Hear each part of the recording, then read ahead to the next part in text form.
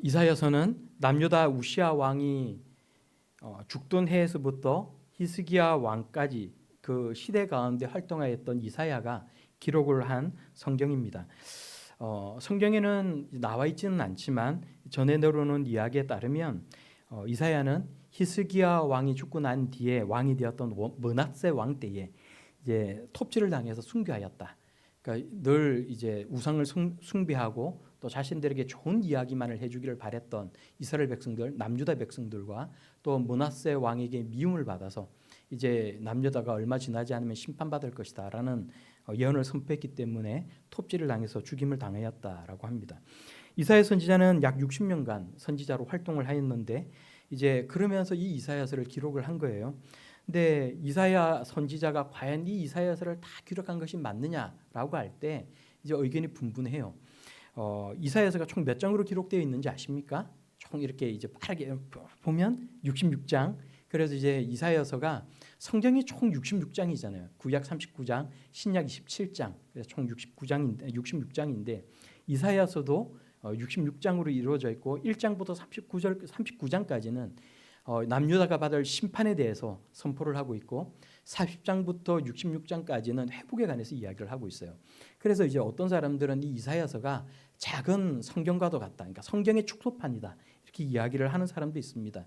왜냐하면 회복에 관한 말씀 가운데는 오실 예수 그리스도에 관한 예언들이 들어있기 때문에 이제 많이들 그렇게 얘기를 해요. 근데 문제는 이렇게 이제 주제가 전혀 다르게 나와 있기 때문에 어떤 사람들은 이것이 동일한 한 사람이 쓴 것이 아니다라고 말을 하는 사람이 있어요. 그러니까 심판이면 심판, 구원이면 구원, 한 가지만 이야기를 해야 되는 것이지 어떻게 두 가지의 주제를 함께 이야기를 할 수가 있느냐 이렇게 이야기를 하는 사람들이 있습니다. 근데 이런 사람들은 상대방이 하는 이야기에 관심을 기울이지 않는 사람들 아닙니까? 그러니까 하나님이 무엇을 말씀하고 계신지 그것이 중요한 것이 아니라 자신의 생각이 더 중요하다는 거예요.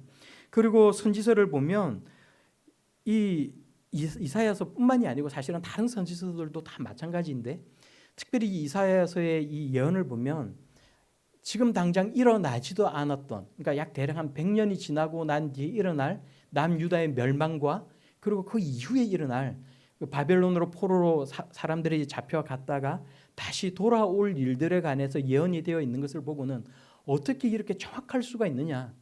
이것은 예언이 아니다. 그러니까 이거는 사람들이 실제로 바벨론으로 돌아왔던 사람들이 마치 이사야가 예언을 했던 것처럼 원래 있던 이사야의 예언 뒤에다가 이것을 가필한 것이다라고 주장하는 사람들이 있어요. 이런 사람들의 특징은 뭐예요? 성경을 하나님의 말씀으로 결코 받아들이지 않는다는 것입니다. 우리나라에도 생각보다 많은 신학자들이 이러한 자유주의 신학자들이고 성경이 하나님의 말씀이라는 것을 부정하면서도 교회와 신학생들에게 이 빨대를 꽂고 피를 빨아먹고 사는 그런 신학자들, 그런 교수들이 너무나도 많이 있다는 거예요. 표현이 조금 과격하게 들릴 수는 있지만 저는 그렇게 생각을 합니다. 그러니까 교회와 신학생들의 등에 빨대 꽂아먹고 피를 빨아먹고 사는 사람들, 그런 사람이라고 생각을 해요.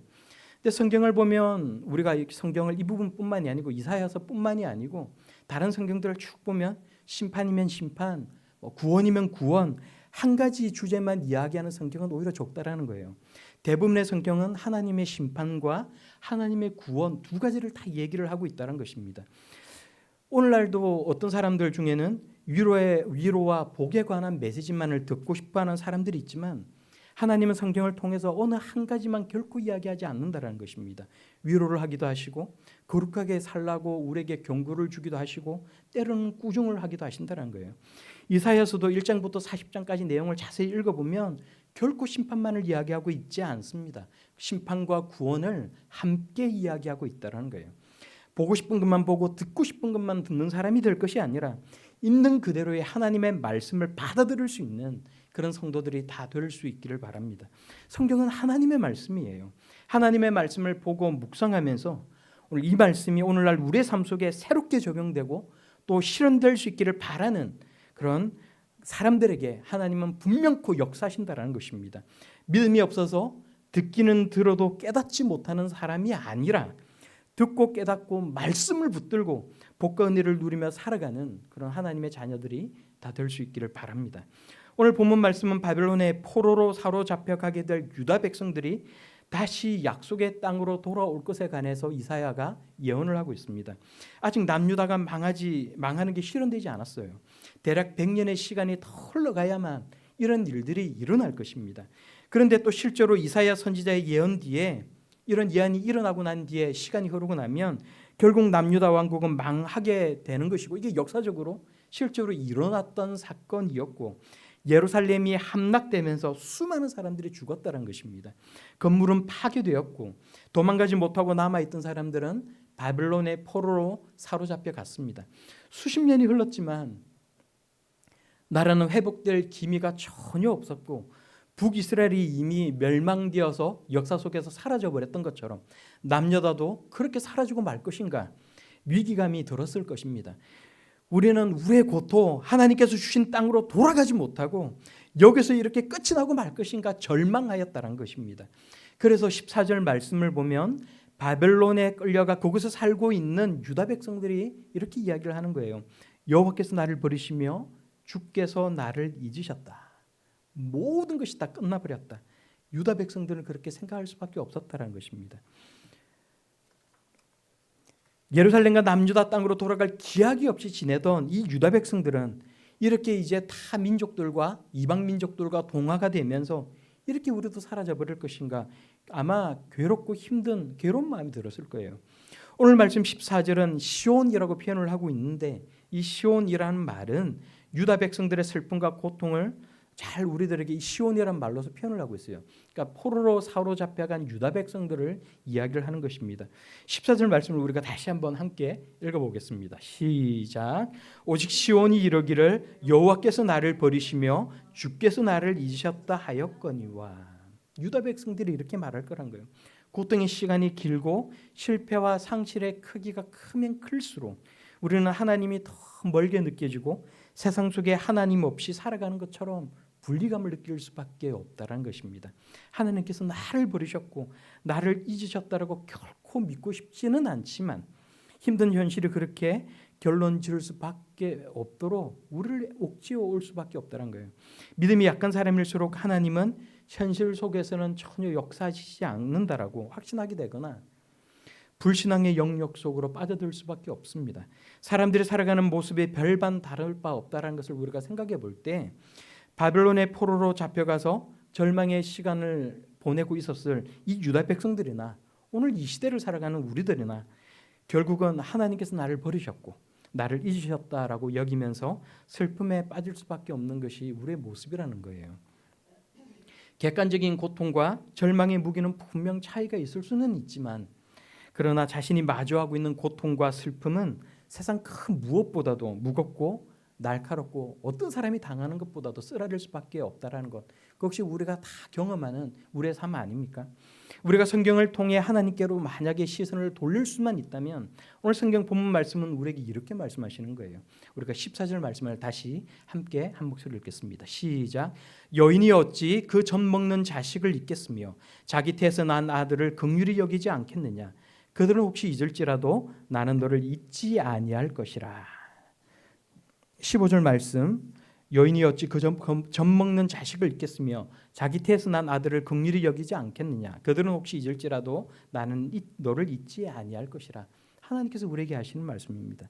하나님께서 나를 버리셨고 나를 잊으셨다라고 생각을 하고 있었는데, 하나님은 우리를 뭐라고 표현하고 계시는 거예요? 젖 먹는 자녀라고 말씀하고 있는 것입니다. 젖 먹는 자녀를 잊어버리는 어머니가 어디 있겠으며 자기 태에서 난 아들을 불쌍히 여기지 않는 어머니가 어디에 있겠느냐, 우리에게 물으시는 것입니다. 혹시 사람들 가운데는 그런 여인이 있다 할지라도 그것은 못되고 악한 사람들의 이야기일 뿐이지 하나님은 결코 그런 분이 아니라고 우리에게 말씀하고 있다는 거예요. 우리가 가끔 뉴스를 보면 혹은 신문을 보면 가끔 게임에 빠져가지고 게임 중독이 되어서 젖먹이 자녀를 굶겨 죽이는 여자에 관한 그런 기사가 가끔 나는 것을 우리가 읽을 때가 있어요. 그러나 하나님은 우리에게 말씀하십니다. 그들은 혹시 잊을지라도 나는 너를 잊지 아니할 것이라.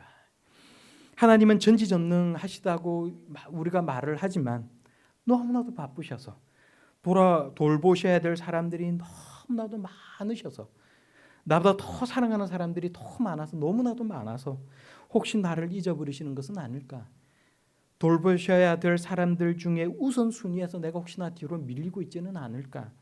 우리는 의심하고 또 의심하지만 하나님께서는 말씀하십니다. 우리 16절 말씀을 다시 한 번만 더 16절 말씀을 함께 읽도록 하겠습니다. 시작.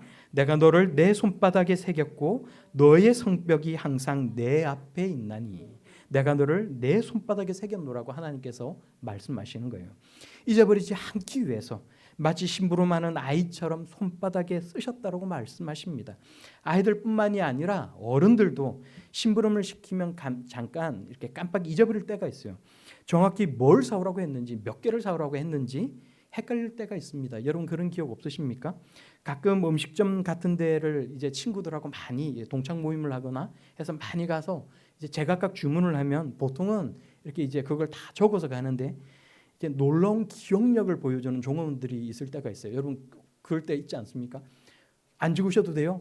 괜찮습니다. 그러고 정말 정확하게 이렇게 이제 음식을 내오는 사람들이 있어요. 근데 가끔가다 또 보면 사람들이 이렇게 제각각 주문을 하는데 정말 안 적으셔도 돼요? 물어보면 괜찮아요라고 이야기를 하고는 갔다가 한참 뒤에 다시 돌아와서 혹시 뭐 주문하셨는지 다시 말씀해 주실 수 있습니까? 물어보는 사람들도 있어요. 적어가면 되는데 꼭 괜찮다라고 이야기를 하다가 기억을 못하는 남편들이 있습니다. 보통 남자들이 잘 이런 일들을 하는 것 같아요. 하나님은 결코 우리를 잊어버리지 아니하시지만 그럼에도 우리 한 사람 한 사람을 하나님의 손바닥에 새겼다라고 하나님께서 말씀하십니다. 이 새기다라는 단어는 히브리어로 보면 깎거나 파내다라는 의미를 가지고 있어요. 그냥 손바닥에 썼다라는 의미가 아니라 손바닥을 파내어서 새겨 넣었다라고 하나님께서 말씀하고 있다는 것입니다. 절대 지워지지도 잊혀지지도 않도록 손바닥에 여러분의 이름을 새겨 놓으셨다고 말씀하십니다. 결단코 잊지 않겠노라고 말씀하고 있는 것입니다. 또 너의 성벽이 항상 네 앞에 있다라고 말씀하십니다. 여기서 너의 성벽이라는 말은 예루살렘 성벽을 이야기하는 거예요. 이사야 예언 속에서 남유다는 이미 이 예언 이사야서의 예언을 쭉 앞에서부터 읽어보면 남유다는 이 49장 말씀 앞부분에서 이미 망해버렸다는 거예요. 예루살렘 성벽은 허물어졌고 집은 다 불타버렸습니다. 성전도 파괴되었고 성전 안에 있던 많은 기물들은 약탈당하였고 바벨론으로 옮겨졌다는 거예요. 예루살렘은 쑥대밭이 되어버렸습니다. 그런데 하나님은 이러한 상황 속에서 남유다의 예루살렘 성벽이 항상 내 앞에 있다라고 말씀하고 있다는 겁니다. 우리는 망하고 잃어버리고 되돌릴 수 없는 손해를 본다 해도 하나님은 모든 것을 회복시켜 주시고 더 풍성하게 채워주십니다. 우리의 실패가 결코 하나님의 실패는 아니라는 것입니다. 하나님은 무너진 성벽을 이렇게 세우게 하시고 성전을 재건케 하십니다. 우리 손에는 아무것도 가진 것이 없다 할지라도 하나님께는 모든 것이 있다는 것입니다. 하나님께서 말씀하십니다. 17절 말씀에 내 자녀들은 빨리 걸으며 너를 헐며 너를 황폐케 하던 자들은 너를 떠나갈 것이라. 유다 백성을 잊지 않으시고 우리를 잊지 않으시는 하나님께서 회복을 약속하시고 바벨론에 사로잡혀가 있던 백성들을 불러 모으겠노라 말씀하십니다. 내 자녀들은 빨리 걸으며 라는 이 말은 하나님의 백성들이 바벨론으로 사로잡혀갔다가 신속히 돌아올 것을 말씀하시는 것입니다. 내 자녀들은 빨리 걸으며 돌아와 예루살렘을 재건케 할 것이라고 약속하고 있는 것입니다. 하나님께서 말씀하십니다. 내 눈을 들어 사방을 보라. 그들이 다 모여 내게로 모이느니라. 흩어졌던 자들이 돌아오고 집과 상점과 거리가 들어서고 성전에 세워질 것이라고 말씀하십니다. 모든 것이 회복될 것이라고 말씀하십니다. 나 여호와가 이르노라. 마치 내가 나의 삶으로 맹세하노니 내가 반드시 그 모든 무리를 장식처럼 몸에 차며 그것을 띠기를 신부처럼 할 것이라 라고 말씀해요. 유다가 부흥하는 모습을 장식을 몸에 두른 것처럼 표현하고 있는 것입니다. 이 말씀이 우리 삶 가운데도 반드시 성취될 수 있기를 바랍니다. 남유다의 회복과 참 이스라엘의 회복과 하나님 나라의 완전한 회복이 있을 것이라고 하나님께서 말씀하시는 거예요. 우리의 삶에도 세상이 아니라 하나님만 바라보며 하나님께 긍휼을 구하는 자에게 회복이 있을 것입니다. 하나님의 젖먹는 자녀, 하나님의 돌보심이 없으면 한순간도 살아갈 수 없는 하나님의 자녀에게 긍휼과 사랑이 이끄심이 반드시 있을 것입니다. 하나님 자녀를 괴롭히고 못살게 굴었던 사람들은 멀리 떠나가게 될 것입니다. 이는 내 황폐하고 적막한 곳들과 내 파멸을 당하였던 땅이 이제는 주민이 많아 좁게 될 것이며 너를 삼켰던 자들이 멀리 떠나갈 것이니라. 하나님 말씀하시는 거예요. 우리의 삶에도 어떤 식으로든 이 말씀이 반드시 실현될 수 있기를 바랍니다. 우리 마지막으로 20절에서 21절까지 말씀을 한 목소리로 같이 읽겠습니다. 시작. 자식을 잃었을 때에 낳은 자녀가 후일에 내 귀에 말하기를 이곳이 내게 좁으니 넓혀서 내가 거주하게 하라 하리니 그때 내가 내 마음에 이르기를 누가 나를 위하여 이들을 낳았는고 나는 자녀를 잃고 외로워졌으며 사로잡혀 유리하였거늘 이들을 누가 양육하였는고 나는 홀로 남았거늘 이들은 어디서 생겼는고 하리라. 아멘. 바벨론의 남유다가 망하면서 수많은 유다 주민들이 자식을 잃고 헤어지는 일들이 일어났다는 거예요. 그런 일들이 앞으로 일어날 것이라고 말씀합니다. 또 이집트로 도망가는 사람들, 포로로 끌려가는 사람들, 살육당하는 사람들로 인해서 시온 땅은 황폐케 될 것입니다. 혹시 우리의 일터, 우리의 사업장, 우리의 가정, 내가 공들여 숙여왔던 일들이 망가지고 무너져 내려서 고통을 겪고 있다라면 오늘 이 말씀이 우리 삶에 실현되기를 간절히 원하는 하나님의 자녀들이 다 되기를 바랍니다. 20절 말씀에 자식을 잃었을 때 낳은 자녀라고 표현을 하고 있는데 세번역 성경을 찾아보면 이렇게 이야기를 해요. 한때 내가 이런 줄로만 알았던 자녀들. 그러면 우리가 어떻게 해석을 또 할 수 있어요? 한때 내가 이런 줄로만 알았던 자녀들, 그 자녀가 후일에 내게 말하기를 이곳이 내게 좁으니 넓혀서 내가 거주하게 하라. 우리가 지금 보고 있는 개역개정 성경 이전에 우리가 함께 보았던 한글 개역 성경을 보면 개역 한글 성경을 보면 또 이렇게 번역을 하고 있어요. 고난 중에 낳은 자녀. 이렇게 되는 거죠. 고난 중에 낳은 자녀가 후일에 내게 말하기를 이곳이 내게 좁으니 넓혀서 내가 거주하게 하라. 모두가 다 경황이 없고 비참한 현실, 그 현실에 대해서 각각의 성경들이 잘 번역을 해놓고 있는 것 같습니다. 배우자가 죽었고 너무 많은 자녀를 잃어버렸고 뿔뿔이 헤어졌기 때문에 남은 자녀가 제 살 길 찾기에도 급급하였기 때문에 그냥 그렇게 모든 것이 다 끝나는 줄로 알았다는 것 아닙니까? 너무나도 큰 슬픔에 잠겨 있었고 이제 이런 것만을 생각하면서 살아가고 있었다는 거예요.